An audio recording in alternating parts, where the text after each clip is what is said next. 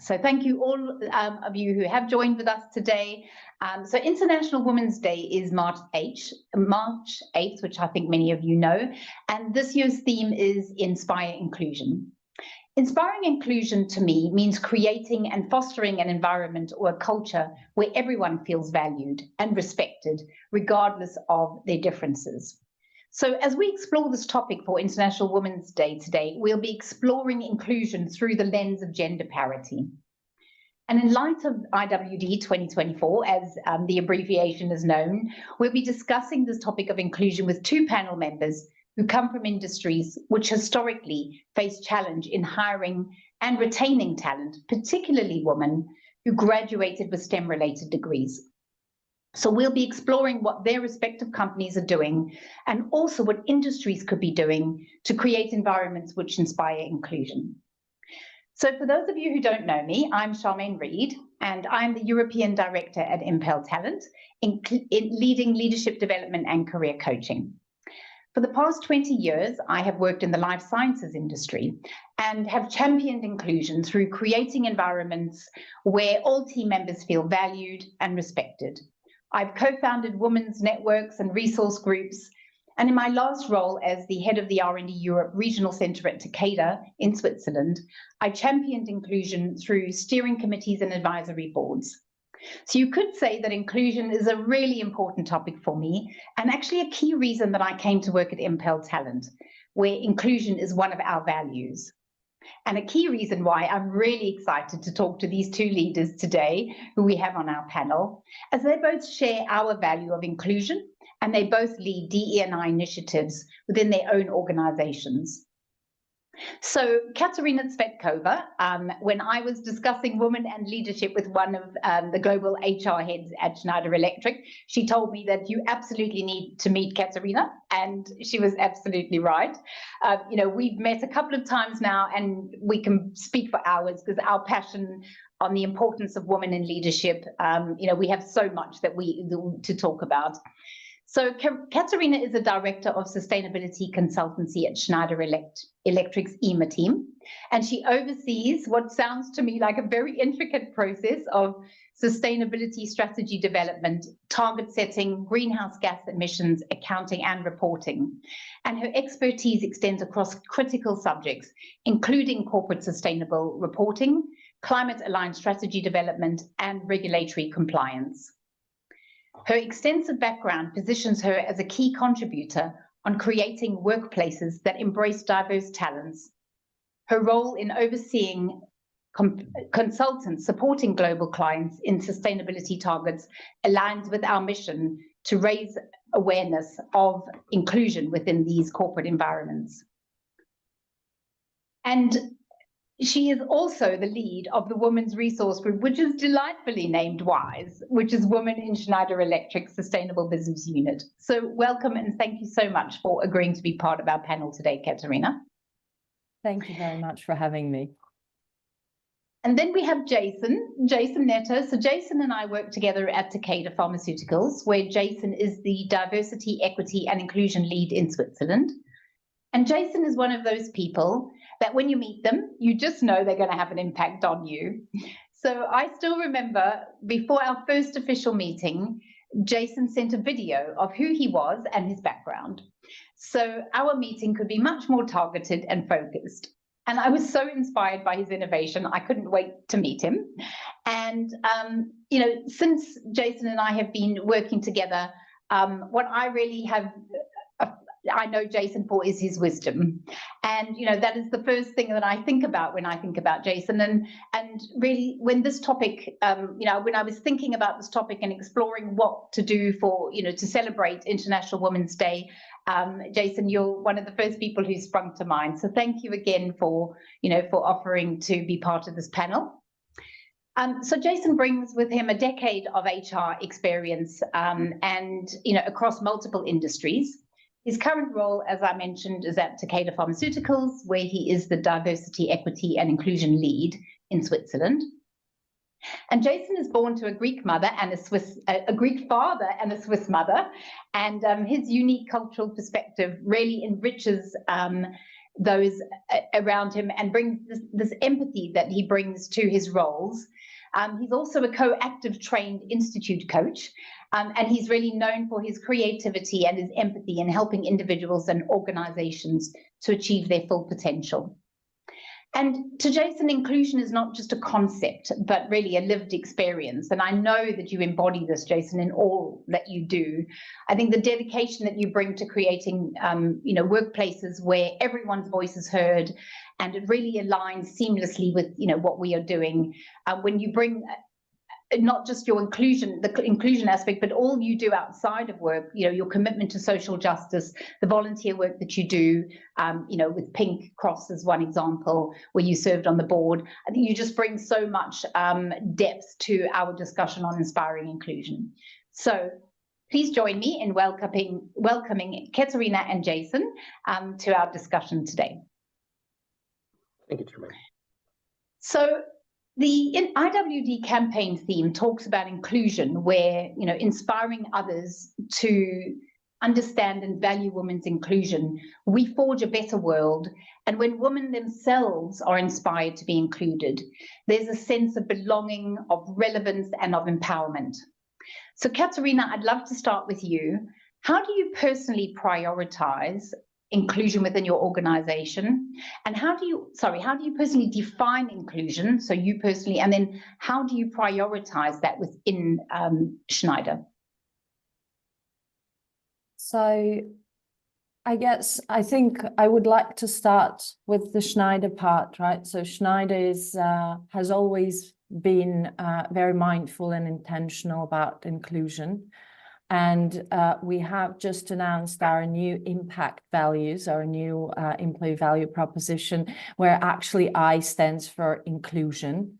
So, and again, to me personally, well, inclusion is something where, of course, as you mentioned, we embrace diverse perspectives, we co-create a place, but I feel that we need to go beyond that. We need to talk about belonging as well, right? Because yes, we feel included when we feel valued and supported and when our voices are heard, but belonging goes one step further, right? So, and it's also the freedom of being part of the group just for who you are. So this is also something that we work on, and this is what personally for me is important, that we're not only inclusive, but we also make everyone belong. So they don't really need to have second thoughts or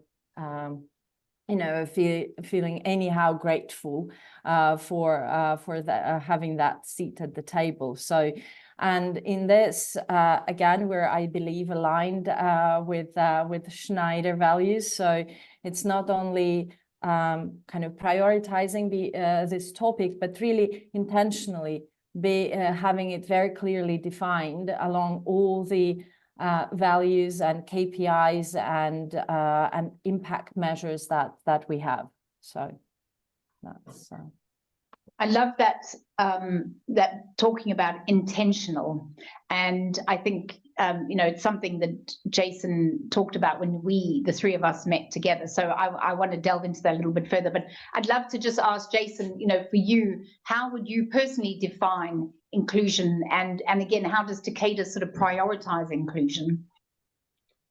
So personally, whenever I'm asked the question, I think I give an example, and that's we've all been to a party and entered the room and we felt, oh, I don't belong here. This is awkward, and then had to make that extra effort, right? I think this scene seems familiar to many of us. And so inclusion is the right opposite. You walk into a room and you don't know anyone, and someone is open, looks at you and invites you in, introduces you to a few people. That's what, for me personally, inclusion looks like. So I think it is down to each and every one of us to be inclusive, and when we notice someone that is not part of the group, to bring that person in. So that's how I personally see it as part or as an example. And then to Takeda, maybe I can hand over to Amina to explain. She's not going to thank you. But jokes aside, this is the official blurb. It goes that we at Takeda, we embrace and celebrate diversity. And we have actually in this past year formalized this a bit more into 4 buckets. This is inclusive patient experience, inclusive work environment, workforce diversity, and sustainable societal impact. So those 4 buckets are the ones that all of our policy updates and strategies will fall into.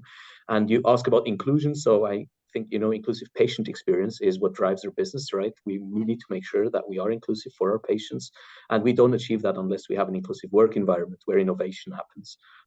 So these are the 2 aspects that touch on inclusion. And one item that I might add here is that there was a recent study done, and it found out that, you know, when we're talking about who owns then inclusion in a company, that actually the main inhibitor, so 61% of the people who surveyed said that the main inhibitor to inclusive work environments are actually the mid-management levels, and only 38% said that the inhibiting factor could be the CEO. So, you know, I think it goes to say that we all hold that collective responsibility for conscious inclusion, and we cannot expect it only from a CEO. We really need to live it. Yeah, I love that. And I absolutely agree. And it's something we teach at Impel when we're looking at teaching our leadership behaviors. You know, it's not just trying to bring it from the top down, but it's from the bottom up. So it's at all layers. We need to be ensuring not just, you know, that behavior that, and I love that the idea of that conscious inclusion, which is a real something that you mentioned when the 3 of us met. And I will be honest, it's not something that a terminology that I have heard being used often, but I think it's such a fantastic idea that, you know, that conscious inclusion being around everyone having that responsibility to create inclusion. And I also love the example of the party, because that makes so much sense, because I'm sure we've all been to the party where we didn't feel like we were welcome, or at least didn't know anybody. So yeah, thank you. Thanks for giving us that. So, you know, I'm one for statistics. Obviously, my background gives me alludes to that. So, you know, according to the European Commission in 2021, 41% of women graduated with STEM degrees, but that number then don't go on to attain leadership and decision-making positions. In fact, the statistic is much lower. And there's more of a significant widening of that gender gap in STEM between the time of graduation and that time of employment 1 year later. So, you know, add to that this phenomenon of which I'm sure we've all heard, the leaky pipeline of lost talent. So if we, you know, the way that I think of this is if we're able to hire women into these STEM positions, less than 30% of the graduates are eventually moving into those leadership and decision-making roles. So, you know, this is like a twofold problem. It's not just, are we having a problem in hiring the talent in the first place? And Ekaterina, you talked about this, I know, just before the call started, about that retention of that talent then. So, you know, I think that this is it is a challenge that we have within these, you know, these industries that both of you represent. And I appreciate that, you know, STEM is very broad and your respective organizations cover this full range of roles, which require experience across a full trajectory. And I also appreciate you both don't work with talent acquisition. So this is more of a general question. Are you seeing any trends within your organizations or industries about hiring and retention with a particular focus on gender? And maybe Jason, I'll start with you on that one. Yeah, it's a great question, and it you know is quite broad, or it can then be it can become quite broad. What comes to mind first is that I looked as we had discussed in our preparation call at our own numbers, right, to just get a sense and get myself updated. And you know, it doesn't look too bad when we compare the two retention figures between men and female. It's really in particular when you exclude a business that is very retail oriented that Takeda has. So I think, you know, we need to also be mindful that it depends a little bit on the population that the business might have. At Takeda, for the population that is outside of a division called BioLife, that is really almost equal. The interesting thing about attrition for us is that we have a gender aspiration, and we want to achieve gender parity in our top 200 roles by 2027. So we have closed that gap in the past year by 15%. So, you know, and we were looking at how was that possible? What did we do differently before to achieve a 15% growth? And the reason for that is really that we used not predictive, but actually going back and then kind of predictive analytics to look at retention. And when you look at retention and other factors, you're able to really create a trajectory of how women will progress through the organization. But if we did nothing today, of all the levers and all the promotions, and you put those together, you understand the trajectory by when you will reach gender parity. And then you understand a little bit, if you want to achieve gender parity sooner, you might need to take some actions. And the action that we found that worked best was really to request diverse slates for succession planning and for hiring. And that was really the most impactful.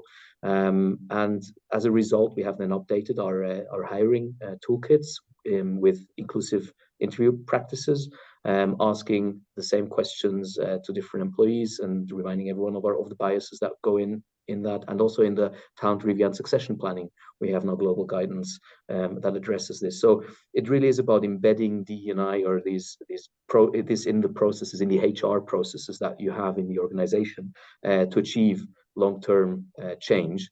And also setting aspirations, which we've only recently decided to also communicate externally.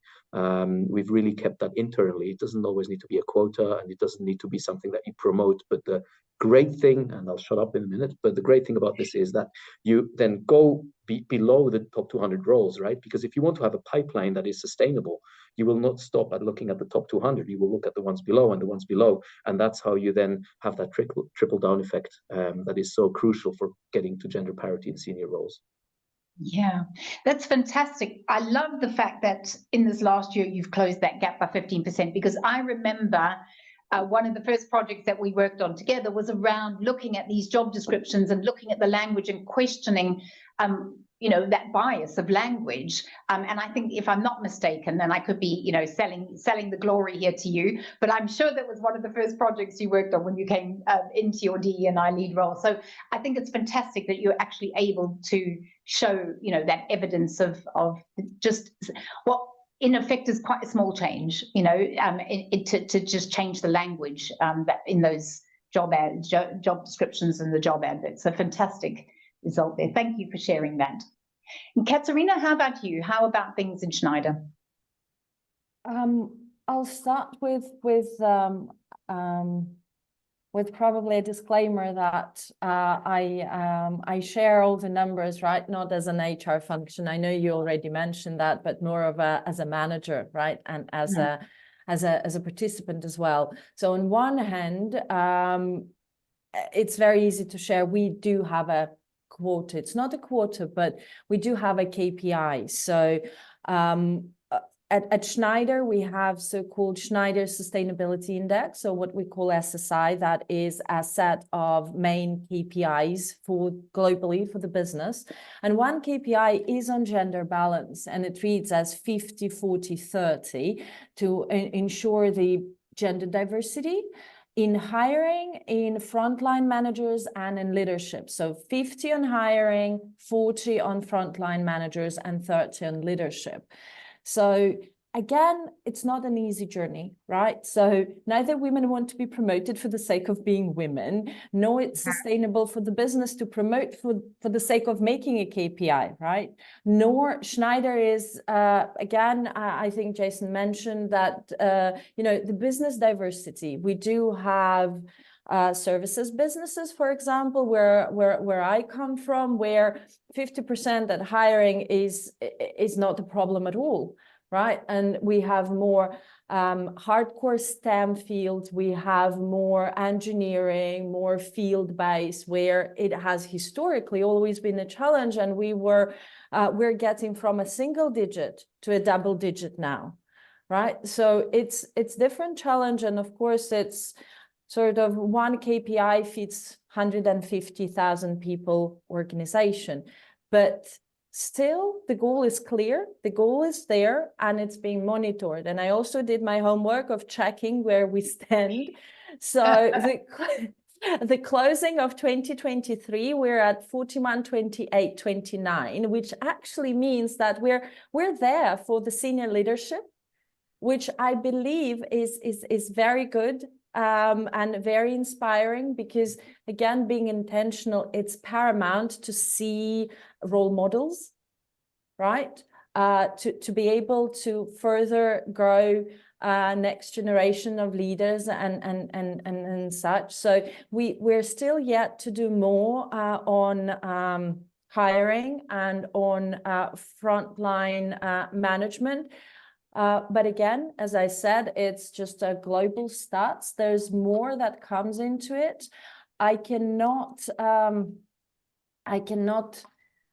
comment on the retention, except for the cases that I personally been part of. But yes, retention is a challenge as well, right? At any level. And it's something that we work on regionally, locally, globally, because hiring talent is one thing. It's almost like you get to the first place, and then how do you retain? What is harder, right? To be to strive for that first place, or be kind of a homecoming, right, champion. So retention is key, absolutely, for sure, for us. Yeah. So it kind of leads into my second question. And firstly, just want to say that I think that, again, a bit like Takeda, you know, covering that 15% gap, I think it's fantastic to hear that all the initiatives that Schneider is putting into place are starting to see fruition. Yes, of course, there's room for continued development and continued growth, but it's really great to be able to see you know, that gap is closing as well. I'd love to explore more around the retention, and maybe, you know, if we get time at the end of this, to think about some real tangibles that we, you know, as business leaders can be considering what that might look like. What, or even really what you think that, you know, what the needs are. What would the need be in order to help people retain? But I just wanted to maybe explore a little bit further what you were talking about there. You know, when you talk about that challenge of, so I know, you know, I know there's some really great initiatives going on in Europe at the moment, and, you know, through a lot of research that I did, there's projects the European Commission really sponsors a lot as well. You know, there's a company called R&I Peers, which is a project to improve gender equality in research organizations, you know, with a particular focus on increasing the number of women in decision-making positions in research. And there is data showing that between 2016 and 2022, there is an increase in some sectors in hiring in those workers and retaining them. So I think maybe just explore that a little bit further, Ekaterina, and just maybe share some specific initiatives or programs that Schneider has implemented that may promote that woman, you know, that inclusion for women, and maybe the empowerment. Well, almost half of an anecdote or a joke, right? We start very early. We have loads of initiatives where we go to schools, and we talk to children about what it means to, like, about what we do essentially, right? We have a number of initiatives that are aimed at girls in STEM. So we start really from like really early on. As I mentioned, role modeling is very, very important, right? So can you imagine your future like X, right? And when you don't see anything that you can relate to, it's really hard to imagine it, right? And to start liking it. And when we want to normalize it, we don't really want to have one woman saying like, see, she made it, right? So we want to move away from this, right? So it's normal and it's standard. So we start with schools. We do a lot with the universities as well, with Each country at Schneider would select targeted universities. So usually it's up to 5, I would say, per country. And then we would make agreements with the universities, and we would actually go as far down as we would sponsor courses. Like our professionals, our employees would go and deliver trainings or courses, both undergrad and postgrad to these university students. We do days at Schneider and such. So with a view of actually promoting what we do, right? Promoting our careers to the new generation. And again, specifically, I believe that we do it just for the talent. Again, we're trying to be intentional, not saying, oh, that's just for women or just for girls. Again, so we want talent. We don't really want to fall back into the other side of the stick, right? So it is, we need all the diverse talent we can get. Sorry, Jason. So all the talent we can get. So that's what we do with with the younger generation. And then of course within Schneider there are loads of other programs, as I'm sure as within Takeda. So I don't know if I need to give the floor back to somebody else. No, I think that's absolutely brilliant. And I think, it's something that we were talking about, again, the three of us, when we were on, a call last week about this, was, that inclusion is so important, that we are not creating an environment that is then excluding. For all of us, that passion, that importance of inclusion is creating an environment for all. So I think it's really great that you are not going into universities and saying, we're just going to talk to the girls today. It's important that the girls are seeing women who are in these roles coming to talk, especially when we think about today, sustainability and renewable energy, and everything that you represent at Schneider is so important to all of us. It's become so much more available, and it's clearer what it means and the impact if we don't do it. So I think that it's also, if I think back, and I was at school a long time before both of you, but I don't recall seeing anybody come into my school to talk about anything to do with energy or renewables or sustainability, because that wasn't even a concept from a career perspective in the past. So just being able to go and educate and inspire and show this generation that there are all sorts of roles that you can be going into, that actually I've got sons who are in that sort of younger generation, just about to some in work, one finishing uni, and they do care about these topics. These topics are really important to this generation. So I think it really is fantastic, the work that you're doing to go out and educate. So thank you for sharing that with us. Jason, I know that Takeda has similar initiatives, but I'm going to let you speak on behalf of Takeda. Sure, thank you. And yeah, Ekaterina, I think one data point that I can offer is that gender stereotypes are formed by the age of 6. So we really need to go out there and grab is such a strong word, but really tackle that topic at a young age if we want to show good role models. In addition to what you said, we also have the Future Day, where we try to invite kids in to come and see what their parents are doing, and where we have a very strong DE&I focus, especially on gender parity. In addition, what we have is what Charmaine already mentioned, the TRGs, the Takeda Resource Groups, where we have the Gender Parity Network, and they're really a great resource, very active internally to promote and create awareness, and also to advise us when it comes to policies. So we're really reaching out to our employees in these Takeda Resource Groups when we design policies. And one policy that we've recently designed is part-time in Switzerland, for instance, where we try to really increase the number of people working part-time, because we see that this is an increasing demand of the younger generation, and we're not able to tap into great talent if we're not offering flexibility around this, and in general flexibility, of course. And we really asked the Takeda Resource Groups for their input. What are their thoughts? And consider that in our policy making. Same with parental leave.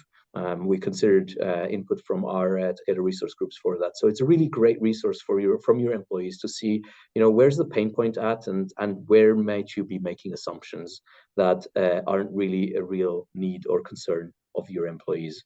And then I think the most effective way that I see an organization to start the journey, and for those that haven't started it or are not in a very mature spot yet, I'm not saying that Takeda is, but one thing that works really well is that the formation of DE&I councils. So having a council in place that is led by a senior leader, chaired by a senior leader, with very committed colleagues on there that define what are the strategic priorities for a business, is really crucial. That creates a lot of buy-in. It creates that trickle-down effect to mid-management, because they are then the council or the body that could potentially also add goals, D&I goals, to people's objectives, such as being a sponsor of an employee resource group, or attending one of these events as a panelist. It can be really small initially, but they will make an incremental difference. So I think that is the main point how you can make how you can really take a leap forward in a fairly short time frame. That's fantastic.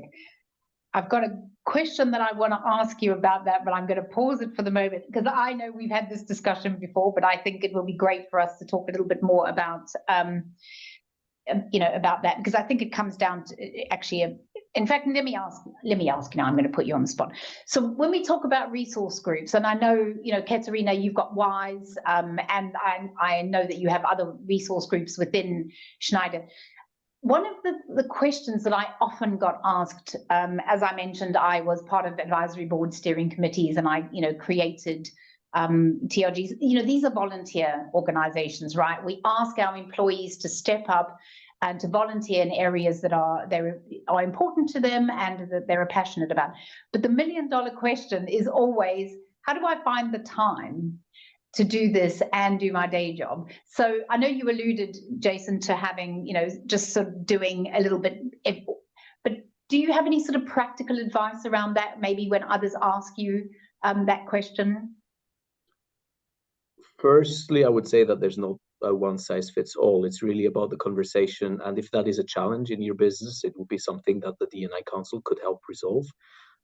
Some things that I have seen is businesses that, in particular, that work in shift models or are tracking time, have given their employees a certain number of hours for learning as well as for such activities. So that is one option, to really embed it in a shift, and then once a month you get the shift that you actually get that extra time, and you're expected to then stay in the office and do your e-learnings or get engaged in resource groups and take time off on that day, but stay maybe longer another. There's different options there. Another way is really just showcasing it from the top down and be present and again be that role model, right? If you're a senior leader and you prioritize this and you go to these events and you walk alongside with a Zurich Pride Parade, for instance, in Zurich, that has visibility, and employees will see the picture on the internet and they will think, oh, okay, that they're actually more open-minded than I had thought, and that creates then a buzz in the organization, almost like a beehive, and that's how then the movement can grow, and then the topic of how much time you're dedicated does come up again, and then it's important to also be mindful of this, and there are cases where we also, from a DE&I point of view, have asked employees to focus on their efforts on just one, because sometimes people get so passionate that they want to be in every TRG, which is absolutely great, right? But to be mindful of their time and also be respectful of their impact that they're having, it's good to ask and maybe set up some guidelines in some cases of, be active in maximum one employee resource group and an active member, but you may participate in more events. But there's, as I said in the start, there's no one size fits all. So I think it's a difficult question to answer. Overall, it really comes down to the business and the specific challenges. Yeah, thank you. I know it's a question that I was asked a lot of, and I'd like to add a little bit of input into that. But I wanted just to ask you, Ekaterina, is it a question that comes up? I mean, you obviously, have a very busy day job and you volunteer to lead the Women's Network. So perhaps how do you manage that? Well, on one hand, to Jason's point, we heavily leverage the leadership involvement, trying to showcase and invite them into everything we do. So then again, we get that almost management mandate, right? It shows. And then also, again, as I was saying, I'm not the only person doing everything, right? Because if we want to make change, we need to get a lot of people working together on something. But yes, we do get this challenge, right? How do I balance?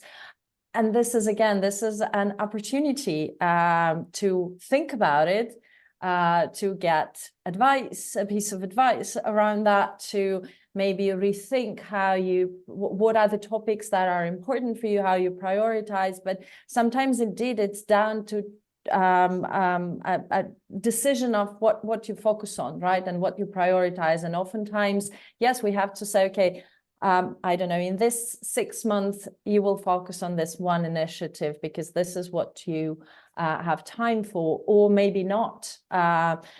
For WISE, we do the How Women Rise training program, and we're blessed with a lot of volunteers, coaches, and trainers. But then they also, every time it's a balancing act, right? Whether I can be a coach, whether I can dedicate time. And we have some who would go and say, well, this intake, I will not participate. I have, I don't know, important project elsewhere or something. So I think the most important part is the more people you get involved and engaged, then the impact gets bigger, and probably the effort on individuals is a bit lower as well. So you can mix and match and balance. Yeah, that's fantastic. Thank you for sharing that.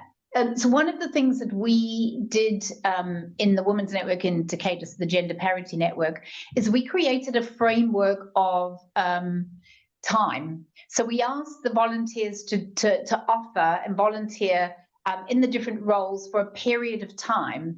And I don't know if you're still doing it, Jason, because it's 18 months now since I left the company, but it gave the opportunity for people to say, I'm going to invest this time for 18 months, 2 years, and in this role, and then I'm going to step down.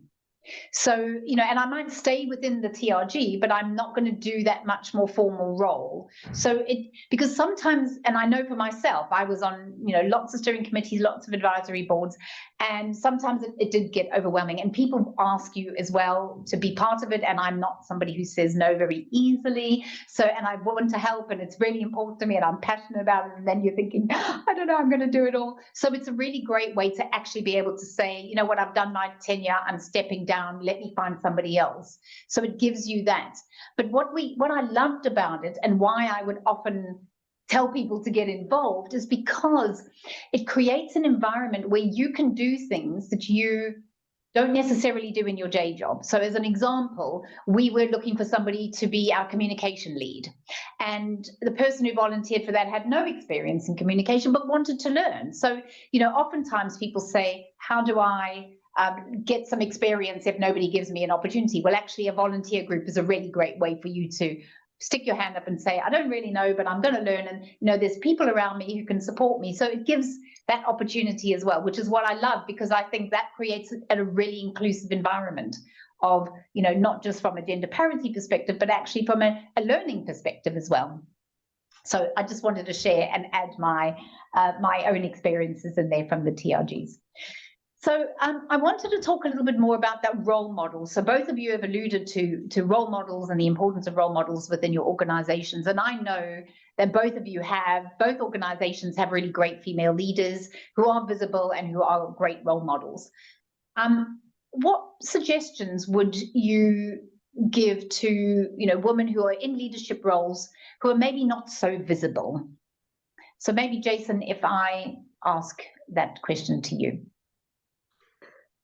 Yeah, I think visibility is key, right? There's actually a book, and it's called, I have it here, it's called Invisible Women. Oh, and it talks about it does talk about the history of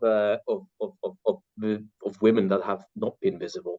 And I think one quote that I did actually take out of that book is by Simone de Beauvoir, and she says something that was very striking to me. So it says, humanity is male, and man defines woman not in herself, but as a relative to him. She is not regarded as an autonomous being. She is the subject. He is the absolute. She is the other.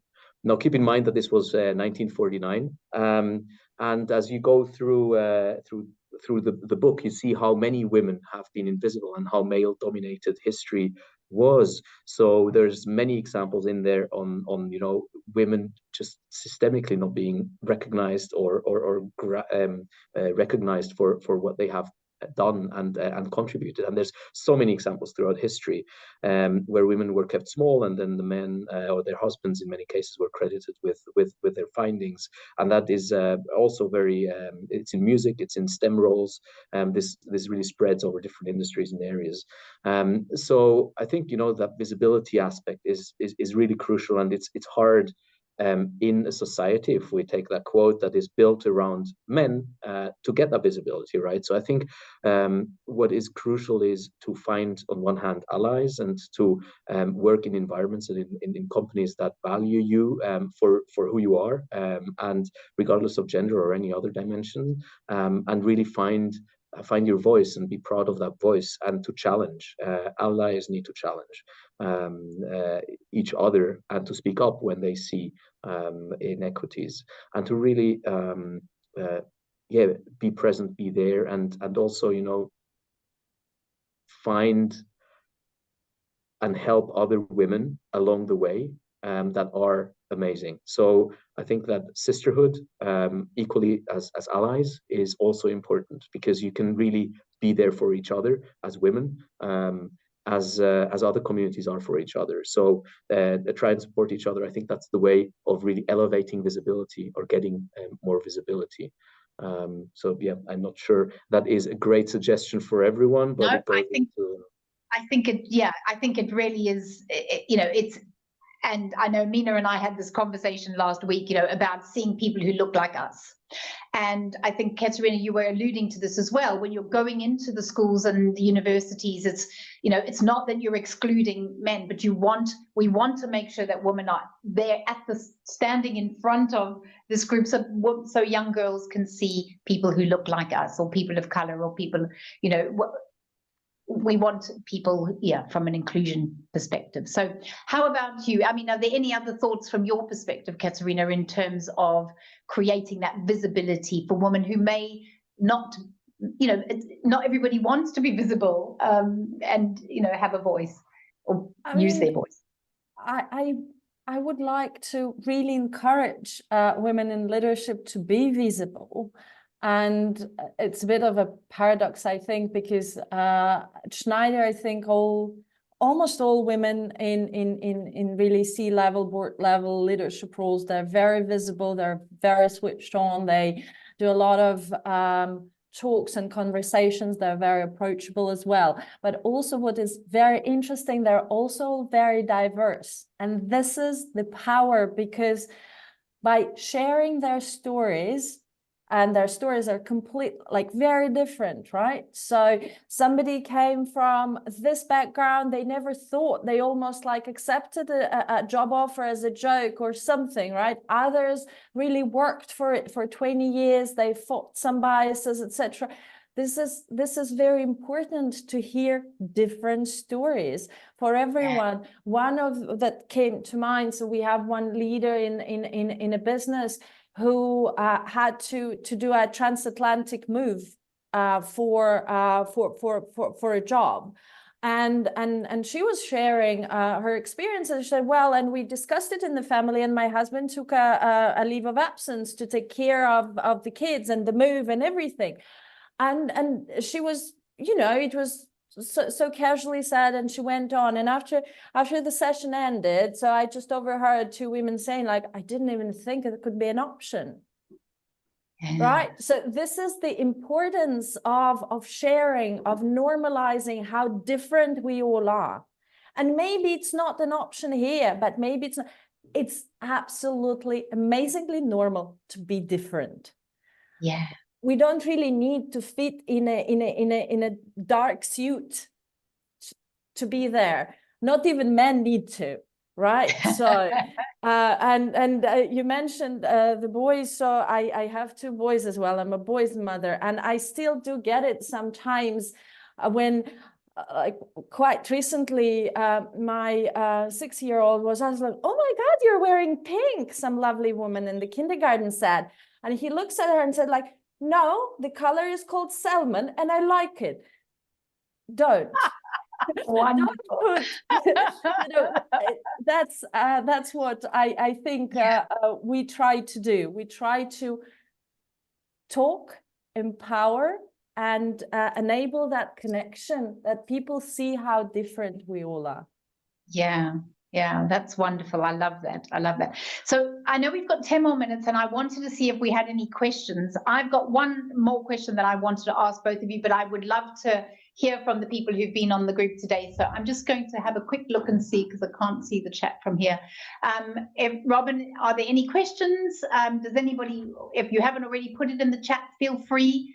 If there's anything you'd like to ask the panel, this is also your opportunity to speak. So maybe I can hand over to Etienne first. If you have a question, Etienne, thank you. And I'm going to... Hi, thanks, Charmaine. Jason, Ekaterina, nice to meet you. Sorry, you came to me a lot faster than I thought, so now I need to think about my question, how I want to structure it. But ultimately, what I work with a lot of senior HR executives and senior learning and development professionals. And one thing that has come up quite a lot is the fact that it's very hard in very large organizations for either decision makers or HR to really look at understanding the personal development needs of individuals. So I was listening to how you were talking about succession planning and moving people from understanding the succession from a lower tier, from senior and mid-management upwards, or even below. But then there's also a clear sort of disjoint between men and women when it comes to imposter syndrome and confidence. So women do seem to have, if you look at some global researchers and things like that, imposter syndrome and confidence isn't always as natural to them as it might be to some men. And that obviously hampers you in how you progress as an individual. But that's a very hard thing for people to assess. So from a line manager perspective or from HR, how do you assess and understand if that is something that's hampering someone? Because for an employee, it's probably one of the hardest things to admit is I am struggling with what I'm doing. I'm struggling with my confidence. I am having issues with my technical capabilities. How can I see myself as a leader one day? How would you, I'll go to you first, Jason. I would love to get your thoughts as well, Ekaterina. How would you, as an organization, assess something like that and see that as a potential stumbling block for an individual? Thank you for the question, Etienne, and it's a great one. Again, there's probably more than one solution to this. But one thing that has worked quite well for us is sponsorship programs. So we have set up the difference between the sponsorship, mentoring, and coaching is that sponsorship really is putting two people together, someone who is a junior in our case, or in that case, woman, with someone who's senior in the organization, and that senior person, they meet every quarter once for at least an hour. That's the setup that we have in place. And then the sponsors are becoming the advocates for the person that is sponsored, and they are really then selected in again, our case, it was purely for the first year based on gender, but we're trying to then expand it to race, ethnicity, and other factors. And that is really something that I think helps with the imposter topic, because you're really able to identify who is a great performer, who has great potential, and make sure that you choose and pick some of them that will evolve potentially into key roles that you have in your organization, and pair them up with someone who's senior, who will be their active sponsor. So whenever a topic comes up around who's well placed for this assignment or for that project, that person is the sponsor of that other person, and pulls them along and is really an advocate for them. In that situation or setup, as you can see, you don't need yourself to be as visible potentially or as out there, but you have someone who is doing that on your behalf, and with that you automatically build up confidence in other people when they hear, oh, you know what, I heard that senior leader speak about you, and really suggest that you take on that important project. That creates that visibility and that pride, and slowly but surely you can potentially overcome something like an imposter syndrome. That's a brief, concrete suggestion, but I'm sure there's others. Ekaterina, I don't know if you have input as well. Again, no, I can't say that it's a solution for the whole of Schneider, right? But what we're trying to achieve, at least within the division where I work and within the WISE, is we don't necessarily wait for people to admit we create opportunities, right? So especially with imposter syndrome, and it is part of a big part of the How Women Rise program and discussion. So how people get into the program is either by nomination or by application. So if a manager sees that this or that employee needs, well, could benefit from being part of this discussion, this is where they put them in. And I'd love to say the beauty of the imposter syndrome is that it's working with it as a skill or a muscle even. So I usually see it as a muscle, right? The more we exercise it, the better we get at fighting. Sometimes it never goes away, it just migrates, you know. I get confident in talking about certain topics, and then something new comes up, but I already know I have that muscle, so I kind of play with that. Speaking to, when we started How Women Rise and all these topics, our women participants said to us, we don't want to discuss that among women, we want men in the group.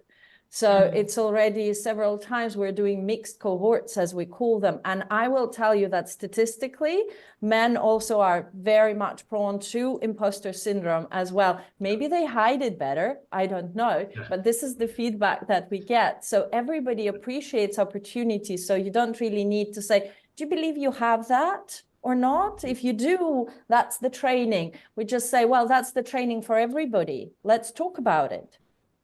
Yeah, we that's tried. Brilliant. Thank you very much. So Etienne, thank you for your question, and thank you to the panel. I'm conscious of time, and I wanted to just give you both a brief opportunity to answer Amina's question. So Amina has a question around, you know, what has been or continues to be the biggest barrier in fixing the broken rung at your organization. So maybe Ekaterina, I'll ask you to start on that one. One I do see and experience, and the one that probably drives me mad sometimes, is the inertia of the size of the organization. We have, even in the all good intentions, in the good programs and everything, we still are a global organization. And sometimes we just don't have the luxury of immediate reaction. As I was sharing in the very beginning, right, the concerns were voiced last year, but I'm very proud that we will be kicking up this year, because we listened, we gained feedback, we did research, we asked for budget, we built business case, now we will launch it. But there oftentimes people are not willing to wait for 1 year. What is 1 year of somebody's life, right? So this is for me the biggest, one of the biggest challenges I see at Schneider, or the life we live with. So it's the inertia of size. I don't know, Jason, if you see it similar or not really. Very hard to say. I mean, I know that the main driver has been those diverse slates that have helped us overcome that into hiring people into more senior managerial roles. I think changing the flight altitude a bit and going to the larger vision, it's also a question of what are you in the business of, and how does it contribute to your business success to have women in managerial positions. And in our case, you know, many reasons, but I can give you two. One is that until 1993, the FDA didn't request, compulsory manner to have women in clinical trials represented. That's 1993. So, you know, like medication that was actually approved before that date could be tested exclusively on men. So what does that tell you? I guess that pharma companies at that time were maybe predominantly male. I'm not sure. I didn't look into the data, but it could be a reason. And then that really has a business impact. So one of the examples of products that then suffered from this was zolpidem. It's an active ingredient for sleeping aid, and it metabolizes slower in women than it does in men. And so after 8 hours, 15% of women were still so severely impacted that they were inhibited from driving, and the equivalent in the men is only 3%, so 15 versus 3%, and that's because we didn't test it in women, and it took 20 years and 700 car accidents until the FDA suggested that the dosage in women be reduced to half. So, you know, the business case is clearly there. You're not doing your patients a favor if you're not including women in managerial roles in producing medication that is not there for everyone. And that goes the same for race and ethnicity, for patients that might have disabilities, etc. So there's a real business case. And I think that is one that can really convince companies to invest and find the reasons why that glass ceiling still exists in certain areas and to overcome it. Yeah, that's really fascinating. And I'm just wondering which men volunteered for the HRT trial. So we'll leave it there. Thank you very much to both Ekaterina and Jason. It's been fantastic. I knew we would have a great discussion. So I really appreciate your time. I know how valuable it is.